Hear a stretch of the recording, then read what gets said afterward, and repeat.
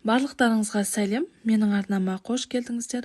Бүгін өте жылдам дайын болатын тайский салат рецептімен бөлісетін боламын. Ең алдымен қиярымызды, қызанағымызды ұзынша етіп турап аламыз. Сәбізімізді теркадан өткізіп, оны да қосамыз. Және ас көгімізді өте ұсақтап турап, оны да қосып, қайнатылған етімізді дәл осылай турап шығатын боламыз. Сарымсағымызды қосамыз. Күнжітті қосамыз. Енді дәмдеуіштерде дәміне қарай тұзымызды, паприка, кинза және қызыл ащы бұрышымызды қосып, дәл осы дәмдеуіштердің үстінен қызып тұрған сұйық майымызды құятын боламыз. Бір ас қасықпен соевый соусымызды қосып, барлығын жақсылап араластырамыз.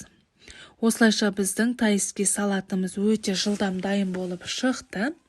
Осы рецепт бойынша 2-3 есе етіп дайындасаңыздар болады. Өте өтімді салат болып табылады. Достар, видео ұнаған болса, маған тіркеліп, менің каналымның дамуына үлес қоса кетіңіз. Сізде дәл осылай дайындап көріңіз, ас болсын.